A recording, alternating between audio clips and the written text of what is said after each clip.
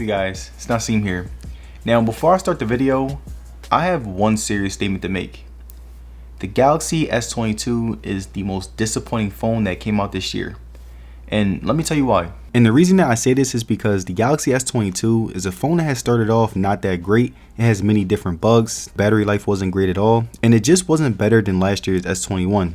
And if I'm being honest, it wasn't better than the Galaxy S21 FE either. And yeah, there are phones that start off terribly, but after a few software updates, they do better. But I can honestly say that the Galaxy S22 is the exact same phone as when I last used it, and that is the reason why I give it the title of disappointment. And don't get me wrong, there are some upsides of having the Galaxy S22. It has a very powerful Snapdragon Gen 8 1 chipset that is very powerful enough to handle any app smoothly. It has a really great build quality that is premium yet durable. It has a very beautiful display that gives you an amazing visual experience, and it has a really good software that'll keep you locked in because of its advanced customization and sleekness. And even though there are many great things about the Galaxy S22, it's still a very disappointing phone that I hope Samsung can not only improve on, but also learn what not to do. But believe it or not, I do believe that there are many people who will like the Galaxy S22, and hopefully this video will help you decide whether or not it's actually right for you. Now, starting with the design, the Galaxy S22 has kept the same exact look from the previous versions, which is good and bad at the same time. It's very good because they decided to stick to a design that people like,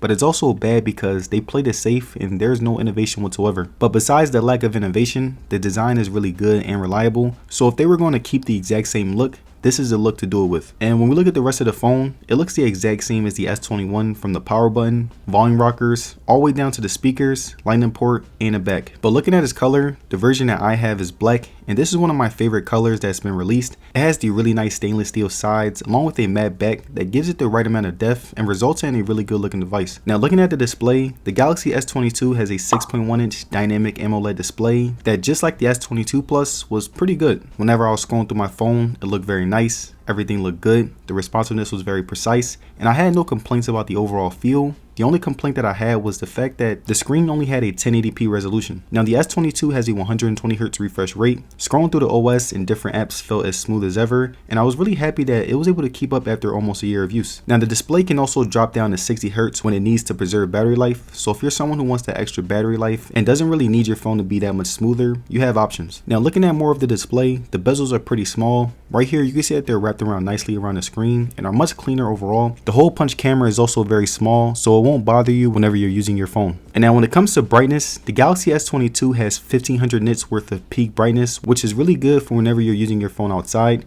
No matter how much the sun is shining, I can still see the screen very perfectly, and also it gives you the option to use extra brightness in case you need it to be brighter. And now when it comes to the size of the S22, I can't say whether or not you will love it or hate it, but I do want to give you a list of some pros and cons that you can look out for. Now, the pros of having a nicely sized screen is that the viewing experience is still really good. It's easy to use compared to the S22 Plus, where I would struggle to reach the top of the screen, and it fits in my pocket much easier no matter the size of my pants. And the only con is that it's not as big as the S22 Ultra or the S22 Plus, so the viewing experience won't be as good, but 6.1 inches is not really small, so there aren't any true cons. But again, I want to let you guys decide if the pros are worth the upgrade because everyone's needs are different. And the responsiveness holds up very well after almost a year of use, but something that I noticed is that the phone would get hot much more often, and the more hot it got, it became more unresponsive. And this only happened when it was hot outside, even when I was in the shade. Now, the resolution and viewing experience of the Galaxy S22's display is an amazing benefit when it comes to entertainment. It was only 1080p, but it doesn't look that bad in person, and I was still able to see everything very clearly when watching videos. Playing games on it was as fun as ever, and I wanted to give you guys an idea of what it will look like when watching something and playing the game.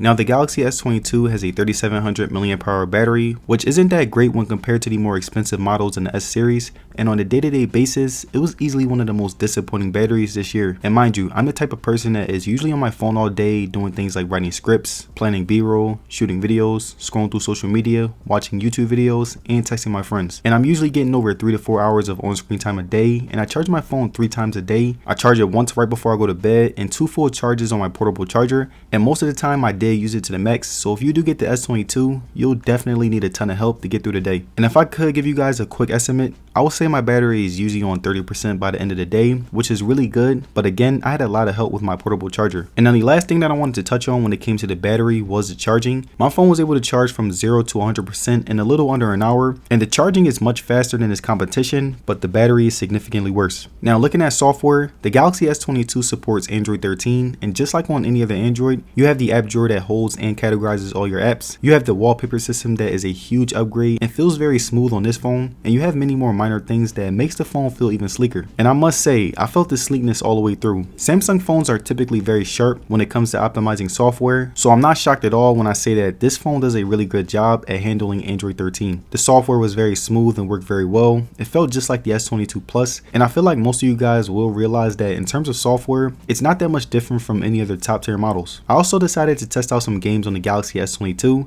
I played Asphalt 9, which is a game that can really test out the chip, and as you can see, it held up very well and I didn't get any lags while playing.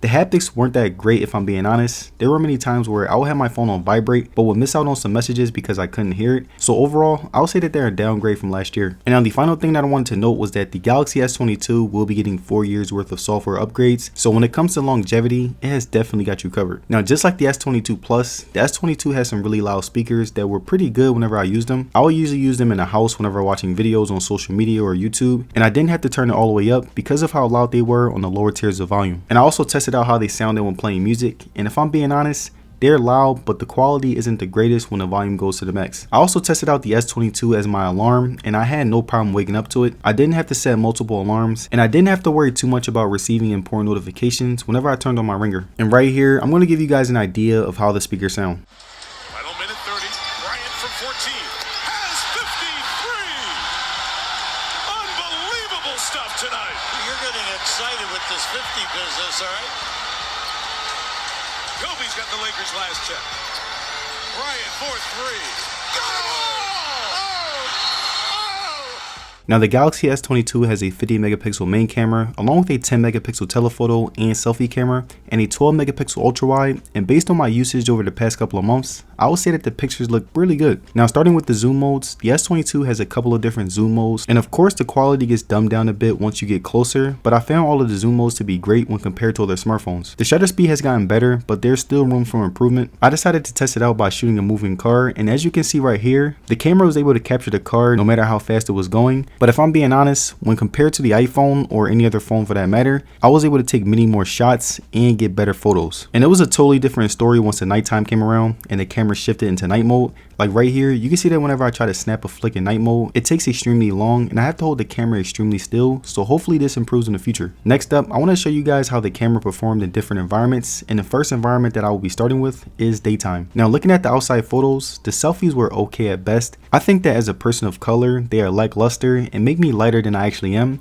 Also, the sharpness on my face makes it look less realistic when compared to the Google Pixel or the iPhone, where sharpening isn't overtaking the photo. I also took some photos of random street objects, the sky, different aspects of nature, and I can honestly say that the S22 held up very well in these environments, and I'm really impressed since the sharpness did a lot better with the main camera. Now in a night setting, I would pretty much say that everything looked good. The camera will automatically switch into night mode, and once I snapped a shot, it will brighten up everything in the photo so that you can see very clearly, and the only complaint that I had is the shutter speed when going into night mode. Now taking a look at inside photos, the S22 was able to capture everything very nice, and I found the pictures to be slightly less aggressive than the outside pictures in terms of sharpness. Whenever I took selfies at night, it didn't look too good because again, it wanted to make me look lighter than I actually am, and the brightness didn't correlate as well. Now when it comes to shooting video, the Galaxy S22 is a really good phone that was able to capture quality shots. You have many different modes and frame rates to choose from, but I prefer to shoot my videos in 4K at 30 frames per second because not only does it look good in 4K, but the 30 frames makes it look smooth, but not as smooth as 60 frames would.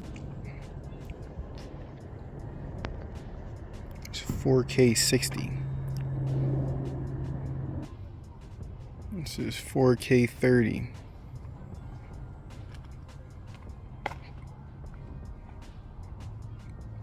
The video stabilization was really good. I shoot videos with my phone, so whenever I'm shooting my subject, I can use everything handheld and the movements will be very smooth, which was really impressive. And for fun, I decided to try out the stabilization to the max, and if I'm being honest, it was pretty good. There are better options out there, but you'll be very satisfied with the S22. So all in all, I would definitely say that the Galaxy S22 has a very good camera that'll give you some consistently good shots. So if you're someone who wants to shoot content or just want a solid camera, it's definitely got you covered. And also, here are some extra videos that I was able to get with it.